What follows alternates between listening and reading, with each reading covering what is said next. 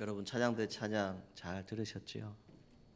여러분 한 번쯤은 다 들어보셨을 건데 박정우 장모님이 일전에 부르시던 그 찬양의 그 목소리가 갑자기 느껴지는데 여러분들의 가정에 정말 주님 주시는 위로와 평안이 풍성하시기를 축복합니다. 우리 옆에 분들과 같이 인사하겠습니다. 주님의 이름으로 사랑하고 축복합니다. 한 번 더 인사하겠습니다. 주님이 주시는 복 많이 받으세요.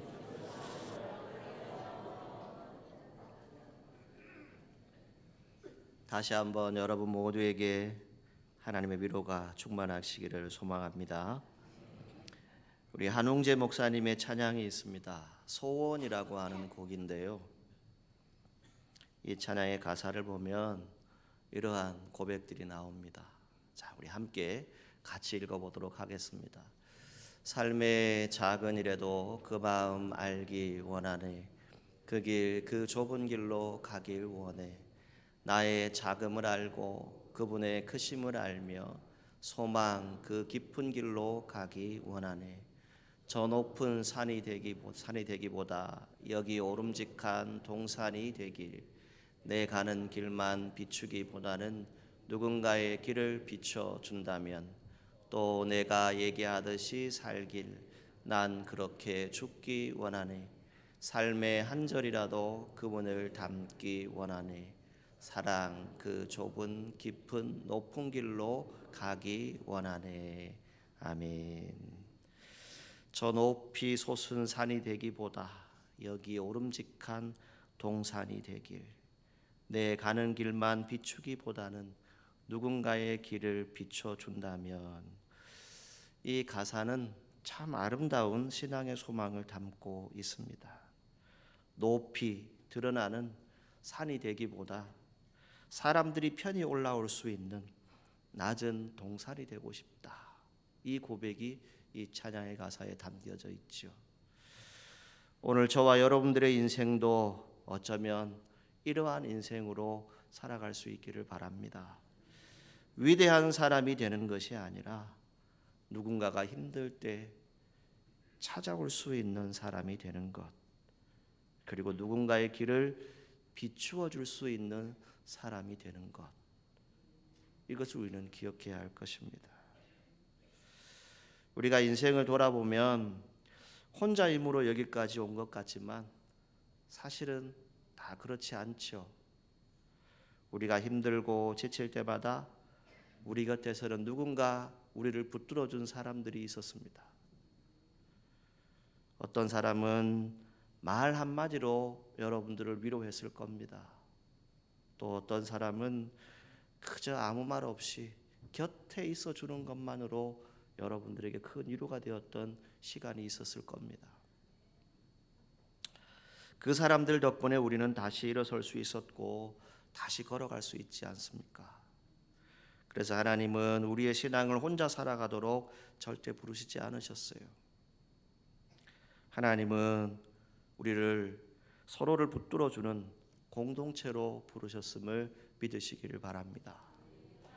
우리의 삶이 크거나 화려하지 않아도 좋습니다. 중요한 것은 누구의 삶에 힘과 위로가 되는 삶, 보이지 않아도 기도하면서 함께 걷는 거룩한 동력자의 삶을 살아가시기를 주님의 이름으로 간절히 소망합니다. 오늘 우리가 읽은 본문은 바로 이 사실을 아주 분명하게 보여주는 장면이라고 말씀드릴 수 있습니다. 그때에 아말렉이 와서 이스라엘과 르비딤에서 싸우니라라고 말씀하죠.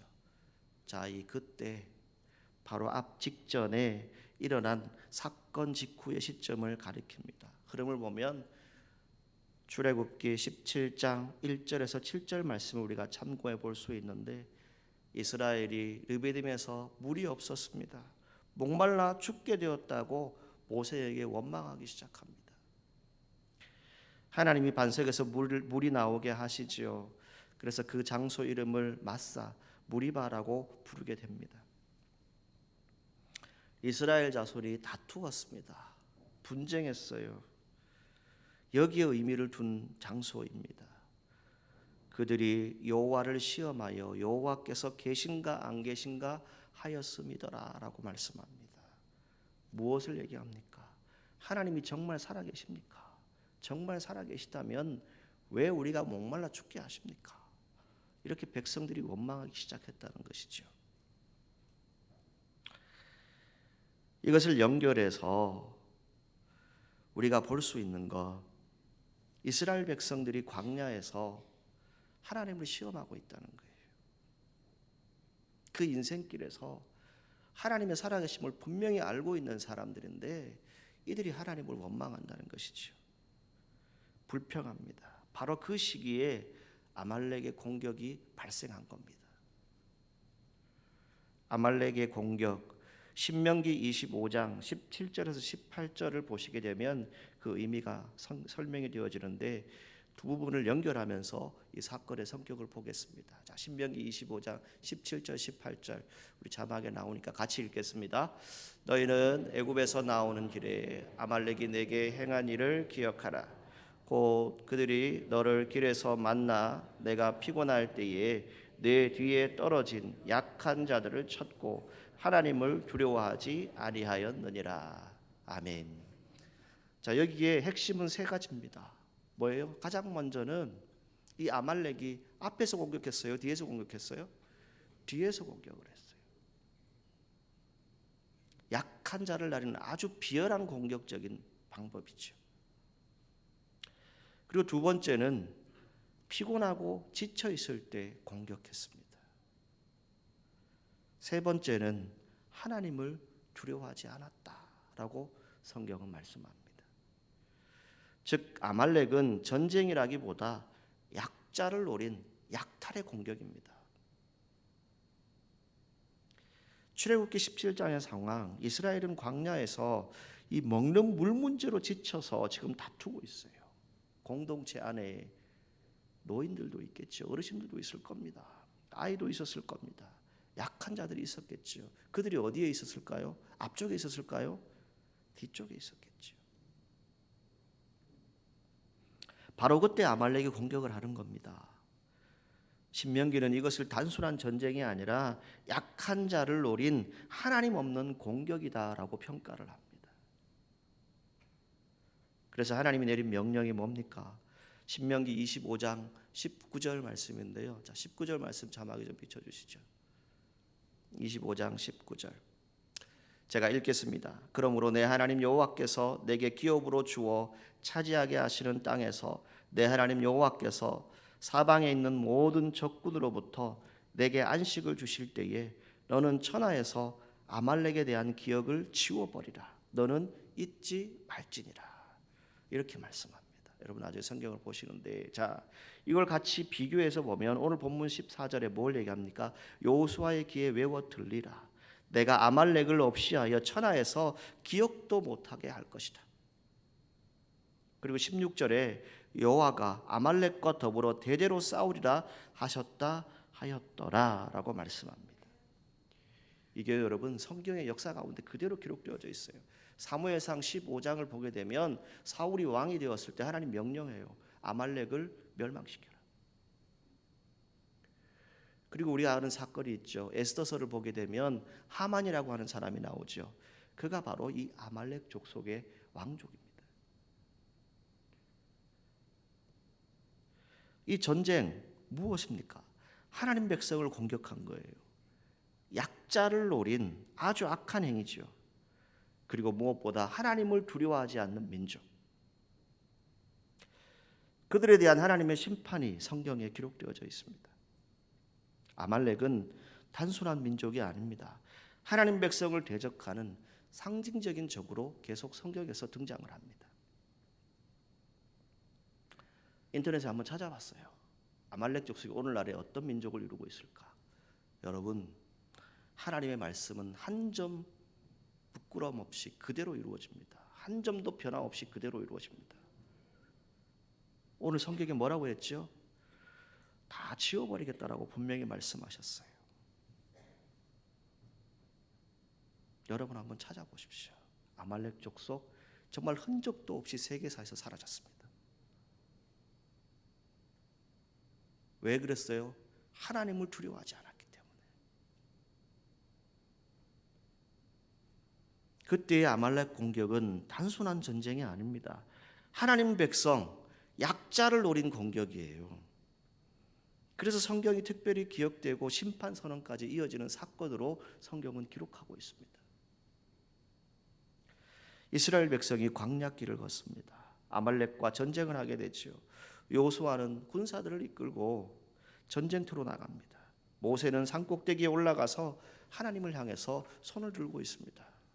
그런데 시간이 지나니까 모세의 팔이 점점 무거워지기 시작합니다. 피곤해지기 시작하죠. 아무리 위대한 지도자라 할지라도요, 계속해서 손을 들고 있다. 이게 쉬울까요, 여러분? 결국 모세 피곤하고 지치기 시작합니다. 바로 그때 아론과 훌이 모세와 함께합니다. 그들은 모세를 위해서 돌을 가져다가 놓고 모세가 그 위에 앉도록 했지요. 그리고 양쪽에서 모세의 손을 붙들어 올려 주었다라고 성경은 말씀합니다. 그 결과 모세의 손은 해가 질 때까지 내려오지 않았고 이스라엘은 결국 전쟁에서 승리하게 됩니다. 오늘 본문의 이스라엘, 광야길에서 난데없이 아말렉의 공격을 받습니다. 그런데 이 전쟁의 승패는 전쟁터의 칼과 창이 아닙니다. 예상치 못한 곳에서 결정되어지죠. 바로 서로를 향한 도움의 손길입니다. 동력입니다.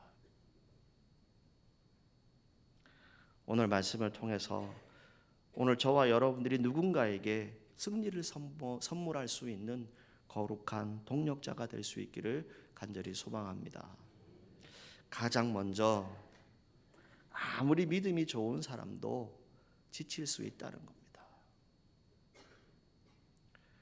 우리는 종종 이런 생각을 합니다. 믿음 좋은 사람은 항상 강해야 한다라고 말하죠. 오래 신앙생활한 사람 흔들리지 않아야 된다라고 생각할 수 있습니다. 그런데 여러분, 모세 하나님과 깊이 동행했던 사람입니다. 하나님이 세우신 지도자이죠. 홍해가 갈라지는 기적을 경험했습니다. 하나님의 역사를 눈으로 체험한 사람입니다. 그런데 그런 모세도 지쳤다는 거예요. 피곤하다는 것이죠. 그래서 저와 여러분들이 교회 안에서 누군가가 약해졌을 때 왜 저렇게 믿음이 없을까? 왜 저러나? 이렇게 말해서는 안 됩니다. 우리는 서로 이해하셔야 됩니다. 서로의 연약함을 품어주셔야 합니다. 왜냐하면 언젠가는 우리도 똑같은 자리에 설 수 있기 때문입니다. 신앙 공동체, 완벽한 사람들이 모인 곳이 아닙니다. 서로의 연약함을 붙들어주는 그러한 장소가 되어야 합니다. 여러분들의 인생에 동력자가 필요하시죠?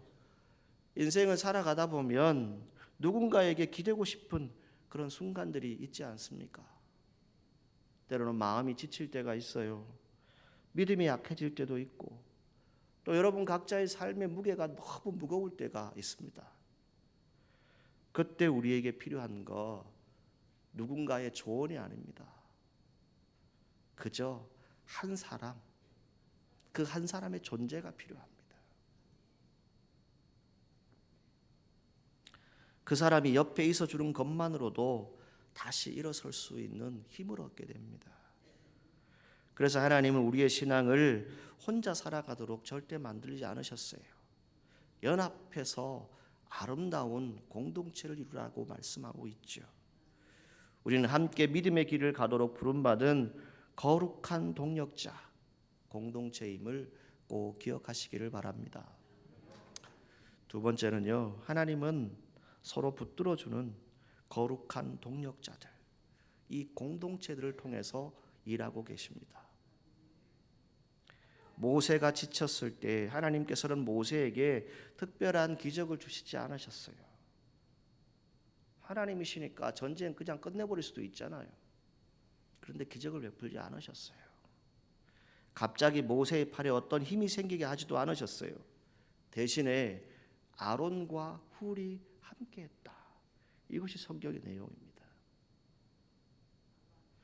아론과 훌은 모세의 양쪽에서 그의 손을 붙들어서 올려주었습니다. 한 사람이 아니죠. 두 사람이 함께 붙들어 주었습니다. 그 결과가 뭡니까? 모세의 손은 해가 질 때까지 내려오지 않았다라고 성경은 말씀합니다. 모세도 혼자 싸울 수 없는 거예요. 지도자가 아무리 잘난다고 한들 혼자 할 수 있겠습니까?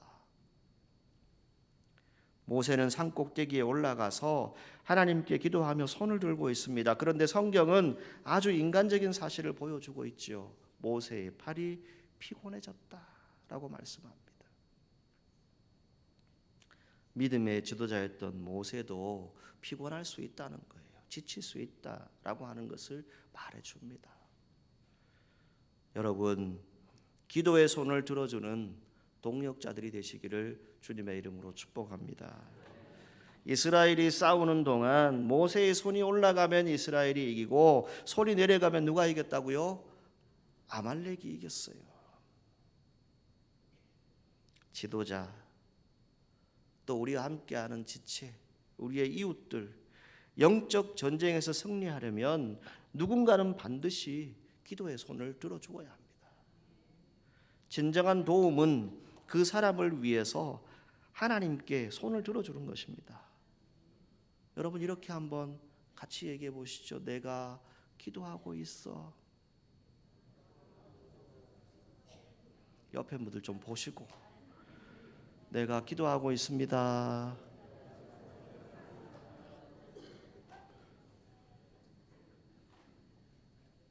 여러분, 이 한마디가 절망의 골짜기에 있는 사람에게 큰 힘이 될 수 있다는 것 아십니까? 전쟁의 승패는 현장이 아닙니다. 기도의 산에서 결정되는 겁니다. 모세가 손을 들 때 승리가 이미 임했지요. 내가 먼저 기도의 자리를 지키는 동력자가 되셔야 합니다. 나의 영적 상태가 공동체의 승패에 영향을 미친다는 거룩한 책임감을 우리 모두가 가져야 합니다. 이 장면은 매우 중요한 신앙의 원리를 보여줍니다. 하나님은 종종 사람을 통해서 사람을 돕게 하시지요. 우리가 힘들 때 누군가가 함께 기도해 주는 것이 큰 힘이 되어지는데, 어떤 때는 큰 도움이 아니라 작은 관심입니다. 그것이 큰 위로가 되어집니다. 자, 우리 옆에 분들에게 다시 한번 인사합니다. 요즘 괜찮으세요?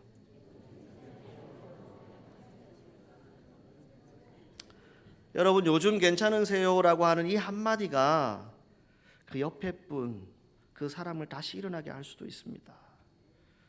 작은 붙들미 사람을 살리는 겁니다. 말씀을 준비하다가 일전에서 대전에서 사역할 때 일이 생각이 났습니다. 대전에 가면 충남대학교 병원이 있어요. 거기는 원목실이 있습니다.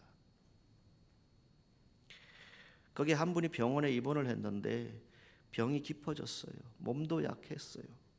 마음도 많이 지쳐버렸어요.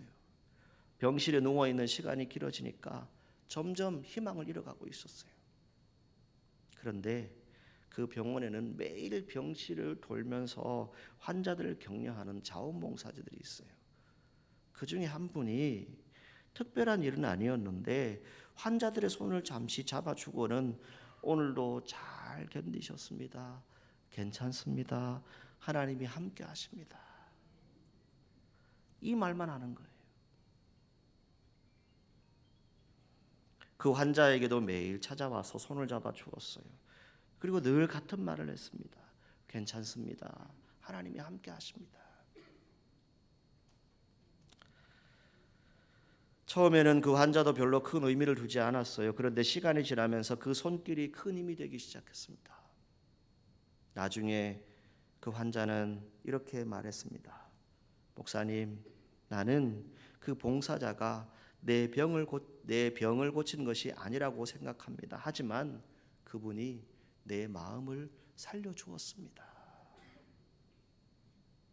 사랑하는 성도 여러분, 사람을 살리는 거 거창한 것 아닙니다, 여러분.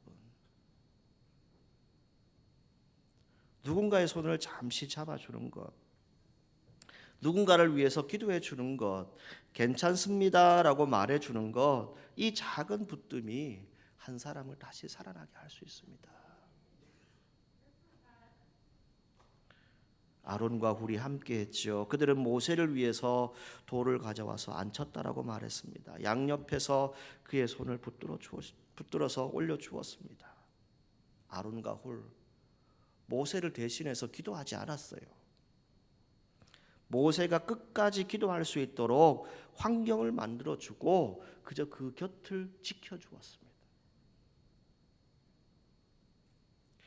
누군가 지쳐 보일 때 왜 그것밖에 못하냐 그렇게 말하지 마세요. 대신에 그분이 앉을 수 있는 돌을 가져다 주십시오.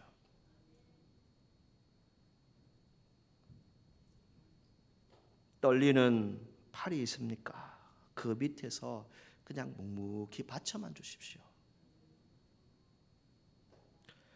그 작은 배려가 기적을 만들게 될 것입니다. 아론과 훌이 모세의 손을 붙들어 주었듯이 하나님께서는 오늘 우리에게도 말씀합니다. 오늘 우리도 누군가의 손을 붙들어 주는 거룩한 동역자가 되기를 바랍니다. 교회는 바로 이런 공동체가 되어야 합니다. 교회는 다시 말씀드리지만 완벽한 사람, 완전한 사람들이 모이는 곳이 아니에요. 서로 연약함이 다 있죠. 그 연약함을 보았을 때 정죄하지 말고 그저 붙들어 주십시오. 함께 해 주십시오. 저희 교회는 중보기도 팀이 있습니다. 평일에 또 주일에 와서 기도의 자리를 지키는 분들이 있어요. 그분들이 하는 사역은 다른 것에 있지 않습니다. 그저 하나님의 사역에 임재를 기다리면서 같이 기도하는 것이죠. 오늘 여러분 사천읍 교회가 어떤 교회가 되기를 원하십니까? 여러분에게 이런 말들을 자주 해왔습니다. 우리 교회가 따뜻한 공동체가 되기를 축복합니다. 서로를 함께하는, 서로의 모든 힘듦을 함께 세워주고 함께 은혜를 베푸는 그런 공동체로 세워줄 수 있기를 주님의 이름으로 축복합니다. 세 번째, 하나님은 누군가를 붙들어주는 거룩한 동력자를 참으로 귀하게 보십니다. 오늘 본문에서 전쟁의 영웅을 찾으라면 여러분 누구를 찾을 수 있겠어요? 모세를 찾는 분도 있을 것이고 여호수아를 찾는 분들도 있겠죠. 그런데 성경은 아론과 훌의 역할을 매우 중요하게 기록하고 있습니다. 아론과 훌은 전쟁터에서 칼을 들고 싸운 사람도 아닙니다. 그러나 그들은 모세의 손을 붙들어서 올려주었습니다. 그 작은 섬김이 결국 이스라엘을 승리로 이어지게 하는 것입니다. 이것이 하나님 나라의 특징입니다. 하나님 앞에서 싸우는 사람도 필요해요. 전쟁에서 이겨야 되는 사람도 필요하겠지요. 그러나 뒤에서 붙들어주는 사람, 묵묵히 자신의 자리를 지키고 기도하는 사람, 그 사람들을 하나님이 붙드신다는 겁니다. 귀하게 여기신다는 겁니다. 아론과 훌은 모세에게 어쩌면 언덕과 같은 존재였습니다. 사람이요 지치면 잠시 기대어서 쉬고 싶은 마음들이 다 생기잖아요. 그때 역할을 아론과 훌이 하게 되는 것입니다. 교회 서로의 믿음을 지켜주는 곳이 되어야 됩니다. 신앙생활을 오래 하다 보게 되면 누군가의 도움을 받을 때도 있지만 또 누군가를 여러분들이 붙들어 주어야 될 그런 시간이 여러분들에게 있을 것입니다. 하나님은 우리를 살리는 존재로 부르셨습니다. 세상은 눈에 보이는 일을 하는 사람이 주목을 받지요. 그러나 하나님 나라의 일은 붙들어주는 사람, 그 사람을 하나님이 귀하게 여기십니다. 말없이 돕는 사람, 묵묵히 기도하는 사람, 지친 사람 곁에 있어주는 사람, 이러한 분들이 교회를 건강하게 만듭니다. 교회는 서로가 서로의 동력자가 될 때 하나님의 역사가 나타나는 공동체가 되어집니다. 사랑하는 성도 여러분, 오늘 우리의 주변을 한번 돌아보십시오. 혹 피곤하고 지쳐있는 그러한 성도가 없습니까? 기도의 팔이 무거워져 있는 모세와 같은 사람, 외롭게 싸우고 있는 여호수아와 같은 사람 혹시 여러분 주변에 없습니까? 하나님은 오늘 우리를 사용하기를 원하십니다. 누군가의 팔을 붙들어주는 사람, 거룩한 동력자들이 되시기를 주님의 이름으로 축복합니다. 그럴 때 함께 여호와의 니시의 깃발을 흔들게 되지요. 전쟁에서 승리한 후에 모세는 제단을 쌓습니다. 그 이름을 여호와 니시, 여호와는 나의 깃발이다 라고 부르게 됩니다. 이 승리는 칼날로 싸운 여호수아, 기도한 모세의 손을 붙들어주고 올려준 그 아론과 훌이 함께 만든 결과입니다. 하나님은 우리 서로가 동력자가 되어서 연합할 때 승리를 주십니다. 내가 누군가의 팔을 붙들어 올려줄 때 나 또한 그 하나님의 승리에 참여하게 되는 것입니다. 도움을 주는 것 희생이 아닙니다. 승리의 기쁨에 함께 동참할 수 있는 특권이죠. 그러할 때 끝까지 사랑하십시오. 도움을 주는 것 잠시 생색내는 것 아닙니다. 승리가 선포될 때까지, 해가 질 때까지 아론과 훌이 어떻게 했어요? 그 곁을 지켰다는 겁니다. 그 결과 여호수아는 칼날로 아말렉을 쳐서 무찔렀고 공동체는 여호와 니시의 그 승리를 맛보게 되는 것을 볼 수 있습니다. 하나님은 오늘 우리를 누군가의 아론과 훌로 부르고 계십니다. 거창한 능력 필요하지 않습니다. 그저 곁에 있어주고 그저 지쳐있는 손을 잡아서 붙들어주고 올려주면 그것으로 충분합니다. 하나님은 우리를 서로의 아론과 훌, 여호수아로 부르셨습니다. 여러분, 신앙생활 하시다가 여러분들이 하나님께 손을 들고 기도할 때, 힘들고 지쳐 있을 때 누군가의 헌신을 여러분들은 기억하고 있을 겁니다. 누군가 내 손을 잡아주고 나에게 힘을 주었던 것, 그건 여러분들의 신앙생활에 잊혀지지 않습니다. 이제는 저와 여러분들이 우리가 그 사랑을 흘려보낼 수 있기를 축복합니다.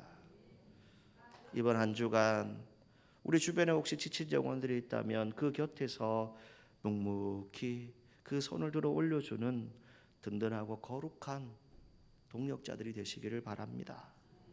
그때 비로소 우리 공동체 위에 하나님의 승리인 여호와 니시의 깃발이 높이 휘날리게 될 것입니다. 세상은요, 앞에 보이는 사람, 앞에서 행동하는 사람, 싸우는 사람, 그 사람만 기억하지요. 하지만 어떤 사람을 하나님은 기억하신다고요? 묵묵히 자기의 자리에서 그저 붙잡아주는 사람, 그 사람을 하나님은 기억하십니다. 누군가에게 든든하고 거룩한 동력자들이 되셔서 이 여호와 니시의 기쁨을 함께 누리는 우리 사천읍교회 모든 성도들이 되시기를 주님의 이름으로 축원합니다. 한 주간 여러분들의 가정과 여러분들의 삶의 터전에 주의 은혜가 충만하기를 주님의 이름으로 축복합니다. 기도하겠습니다. 거룩하신 하나님, 우리를 누군가의 동력자로 불러주심에 감사합니다. 나 혼자 앞서가기보다 지친 이의 손을 잡아주는 거룩한 사랑을 허락하여 주옵소서. 우리 공동체가 서로의 언덕이 되어서 거룩한 동력자가 되어서 날마다 승리의 노래를 부르게 하옵소서. 예수님의 이름으로 기도하옵나이다. 아멘.